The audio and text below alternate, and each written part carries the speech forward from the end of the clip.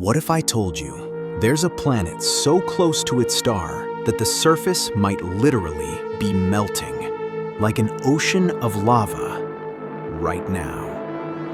This isn't sci-fi. It's a real world scientists are tracking called TOI 561b, and it's forcing us to rethink what planet even means when heat gets this violent. Because here's the weird part. A world like this shouldn't just be hot. It should be unstable, torn apart, stripped bare. Yet, it's still there. So how does a lava world survive? What does it look like up close?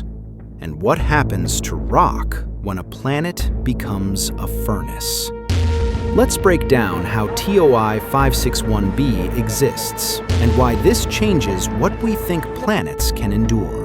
A lava world is a rare and extreme type of rocky exoplanet, a planet so close to its star that its surface never truly solidifies.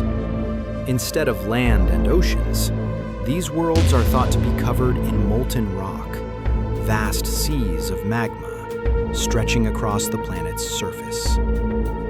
Scientists believe lava worlds can form in a few different ways: during the violent early stages of planetary formation, or after massive collisions that leave a planet superheated and exposed. Under normal conditions, a world like this shouldn't survive for long. And yet, some of them do. One of the most fascinating examples is a super-Earth called TOI 561b, a planet so close to its star that its surface temperature may be high enough to melt solid rock. Yet it still shows signs of structure, and possibly even an atmosphere. And that raises a much bigger question. How can a planet this extreme exist at all? Here's the twist. Its existence clashes with what many models say should be possible near a star. Why hasn't it vaporized? And why are scientists so obsessed with its molten surface? Stay with me. In the next minutes, we'll unpack the exact rule this planet breaks, what its extreme heat and tides do to its crust, and how that forces a rethink of the so-called habitable zone. If a planet like this can form and persist, what else have we been mislabeling out there? A world orbits so close to its star that rock shouldn't stay solid, yet telescopes keep seeing it glow every orbit. How is that possible? You'd expect the day side to liquefy, boil, and thin out like steam from a kettle. Instead, it shows up again and again, bright at the same points in its orbit, as if the surface keeps reforming faster than it can vanish. That repeatable signal hints at a planet that holds together in a place where the rules say it should fail. Here's the baseline view. Close to a star, radiation strips light gases first, then heavier molecules. Any early atmosphere goes fast, and the exposed crust heats until it melts. Once you reach temperatures of a few thousand degrees, the vapor pressure of rock becomes non-trivial. Silicates start to evaporate. The surface should slump and smooth under its own melt, while the star's wind and radiation tear at anything volatile. Over many orbits, the expectation is a bare, shrinking husk. Early formation models lean into that outcome. If a rocky planet migrates too far inward, tides and drag drain orbital energy. The orbit shrinks, heating rises, and the object either grinds down to a dense metallic core or crosses a point of no return and spirals into the star. That's why these inner regions earned a reputation as a kill zone for small rocky bodies, not a hangout spot. Now consider the numbers these worlds show. Orbits under a day, substellar temperatures soaring into the thousands. Tidal force is strong enough to raise solid-state bulges in the crust, constantly flexing it. That flexing adds heat from within, like bending a paperclip until it warms. It's not a gentle environment. It's stress, heat, and radiation working together on a short clock. Think of a foundry on fast forward. Metals soften, slag runs, and vapor forms in minutes, not hours. On this planet, rock would cycle with that pace. Melt on the day side. Vapor lifts into the thin air. Then, as the world rotates or as gases flow toward cooler longitudes, condensates fall back as fresh crust. The whole surface behaves like an industrial process, except the shop floor is an entire planet. Here's the odd part that telescopes give away. From transit depth and stellar wobble, you get a size and a mass. Put those together, and the density points to a silicate mantle plus a metallic core. Not a stripped iron world alone, and not a puffed remnant. That means the planet hasn't blown off everything except iron, even while bathed in energy that should peel it like an onion. The internal structure survives in a zone where the stripping should win. Contrast that with hot Jupiters. Giant planets can fall inward and stall for a time because their thick envelopes absorb and re-radiate heat while tides circularize the orbit. Smaller rocky worlds have less mass to spare and higher surface gravity per area, so any escaping atoms represent a larger fraction of the whole. The expectation was simple. They bleed mass faster and cannot maintain a stable surface layer. Yet here's a counterexample that refuses to thin out on schedule, so something in the balance sheet is off. Migration could have parked it more recently than we thought, where tidal heating is milder than the worst-case estimates. Maybe the escape of rock vapor saturates and slows as a mineral fog builds. Each of those tweaks pushes the survival line inward. And that's the small payoff right now. The measured density and endurance force tighter caps on evaporation rates and on how fast tides drag the orbit inward. The no-go zone near a star, the region we write off for rock, stretches deeper than the textbook edge. If a rocky planet can sit there and keep turning up in the data, the next question isn't about its orbit anymore. It's about what the surface itself is doing under that relentless heat.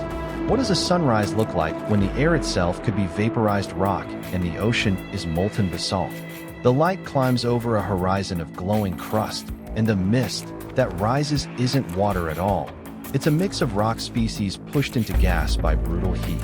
As the star clears the limb, the surface brightens like a kiln door opening, and a paper-thin atmosphere thickens just enough to matter for a few hours. So can you call that weather without water or nitrogen and oxygen? The old answer leaned toward no, because familiar cycles rely on condensation and latent heat in molecules like H2O and CO2. But under these conditions, the same physics plays out with different ingredients. You still have evaporation, winds, pressure gradients, and condensation, just tuned to the chemistry of rock. Start with the lava itself. Heating creates density contrasts, and those contrasts drive currents in the molten layer. Fast streams move away from the substellar point, carrying dissolved gases and crystals with them. Above that, winds rocket from hot to cold. With so little mass in the atmosphere, those winds can go supersonic, sweeping sodium atoms, silicon monoxide, magnesium, and iron vapor around the limb before they cool and fall out. On the night side, these species nucleate into dust and droplets, coating the surface with a fresh veneer that differs from what lifted off only hours before. Models turn that into a cycle. The day side vaporizes, the night side condenses, and somewhere in between you get lava rain, molten condensate that sputters down as the air can't hold it anymore. Each orbit shuffles material sideways, changing the crust's composition patch by patch. Over time, some elements deplete on the day side because they escape more easily, while others accumulate where condensation is favored. That compositional churn changes the melt's viscosity and how quickly a rigid lid can form after local sunset. Then add tidal stress. The star's pull needs the planet on every orbit. The crust fractures along zones that line up with the tidal bulge, and those cracks become vents.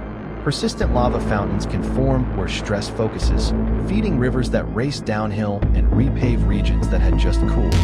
This flexing also injects heat from the interior, keeping the magma ocean mobile even if radiative cooling tries to freeze a cap on the night. Observations back up the pattern. Phase curve measurements track how the planet brightens and dims through an orbit, and thermal maps show a hotspot that isn't perfectly centered under the star.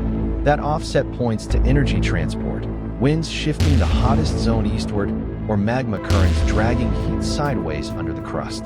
The offset stays stable across many orbits, hinting at a persistent circulation rather than random flares. If rock can cycle the way water does on temperate planets, the metric we use to rank worlds changes. The key variable isn't whether liquid water exists at the surface, it's whether the incoming energy and the available chemistry can support a self-sustaining cycle. Here, silicates carry that role, not H2O, and the boundary for active climate moves inward by millions of kilometers. That's the payoff, a rock-based climate defined by radiative balance, tidal work, and mineral volatility. It reframes inner systems as places with their own rules and their own stability zones. With that climate in place, the next question is how this redraws the map we use to define habitability in the first place. A lava world doesn't just endure near its star. It operates a rock climate with evaporation, winds, condensation, and resurfacing that hold the planet together. That forces new rules for where rocky bodies can form, how far they migrate, and how long they persist before tides win. The inner boundary moves inward, and the kill zone looks more like a workshop with shifting lanes. Watch for new JWST spectra and high-cadence ground-based monitoring that will probe rock atmospheres and track tidal decay in real time. Subscribe if you want those updates as they drop. If the inner edge is misread, what hides beyond it? Metal worlds, glass cloud skies, carbon oceans? Thanks for watching. If you enjoyed this journey through the cosmos, hit like, subscribe, and tap the bell. And when you're ready for your next space mystery, click the video right here.